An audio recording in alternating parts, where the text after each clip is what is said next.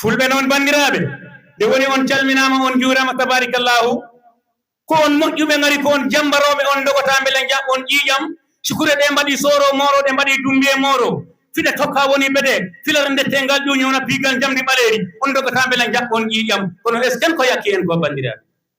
en ngala gi dañɗen tan ko guel mbiyen ceernel ngel mbiyen jargayel ngel mbiyen lamɗen ngel yakkat allahu lamɗo subhanahu wa taala jalla jalalu aji kamaluhu o wi toɓɓe tati ɗe min Allah min jogiiɗe min andi ɗo mbaɗat minen simi waɗi ɗe jaɓe sa giiri e neɗɗo ha toɓɓere laamu nangi ɗum nde yani hoore walla toɓɓere gandal walla toɓɓere jawdi son kawri ɓortu paɗe ɗe mbiya ɗum koto no mbaɗɗa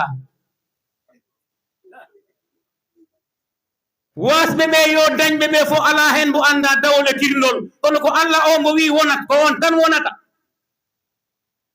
kawren kawral wona cakan ay mbarodi ay tengu ay fowru nde ɗi mbaɗana berndel ɗi mbiya joni jahe kala ko dogi ha daɗi bandum ko an tan ƴettata darapo mbarodi pari tengu pari fowru pari wiya ɗon noon ko jellu ñiiwa kala ko daɗi bandum ñaama ha harana ɓana koreji mum on jemma fowru ɗanaki seeɗa fondu ummode debba o oɗo jemma o tolni ɓe ɗum kaw anne a wawa muñ wona an tan ɗum wiyanum sa haaltin mi woppuma punta galle o tan mi deƴƴi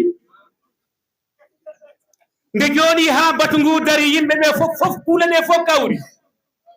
ndimagu wona jibinande koyen jikku mbarodi nde laari yimɓe ɓe wi min mi waɗi d'office min mi waɗi diwisone min komi ɓiɗɗo dimo simino ñaama ko min tan mi suuɗo mi ñaama ha mi haara kono min mi larata mino dogana ñamde min mi waɗi d'office mi funti hen fowru wi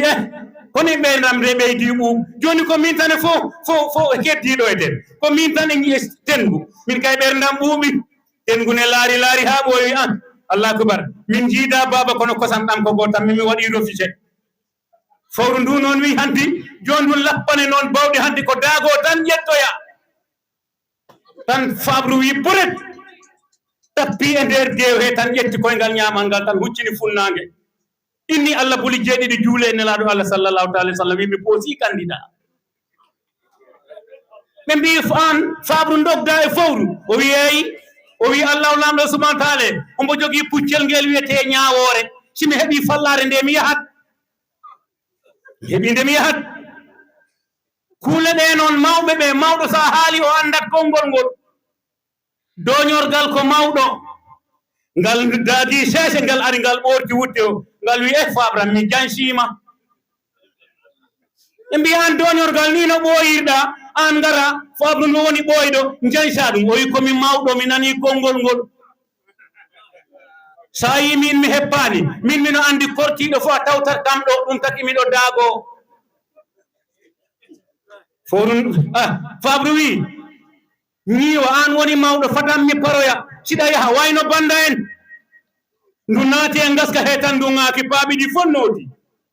ndu wi kawral woni doole sa e ndiyam ɗam lappa ban bempeƴƴe ko kawral enen ko Allah lamɗo o tan andi en kam andi hen debbo o e gorko he mbaɗe lappol ha toto ko meddu o woni min ɓolol gotol ndiwat mimi ɗimmitta tan ɗi mbaɗiran ey kawral nde ndu yehi ha ɗo ɗo meddu o woni ndu wiya ombo woni témoin o ɓe mbi ndaare mbo sohlani tew kala nde jiɗɗa hunde sa heyne nema ena haalata hen gonga ɓe mbi wandu yiɗa tew ndu totta bikke foyi ndu wi min wandu muggere ɓurani kam jiiba garɗo ɗo fof mi windat ndu jooɗe catal he rek nde wiya par fabru ndu nde ŋaaki rek paaɓi ɗi noodi fowru wi burdet ndu dogatano ɗo caggal oya rangrang ndu nana fabrude to yeeso ko kaap no e mino ɗo ndeka ay nde ndu arata tawi fabru ndu wi wandu fowru mbo ara mbo yana min mi ari windam windi ndu ha pari ndu rufi ɗo ndiyam témoin ta ina leppi kam no ndu wi tet e nder huuɗo he ha ɓe jii fowru poussére ombo ara ndu lappi hen wandu wi ndu a ɓooyi fabru ari ga hanki nden bandiraɓe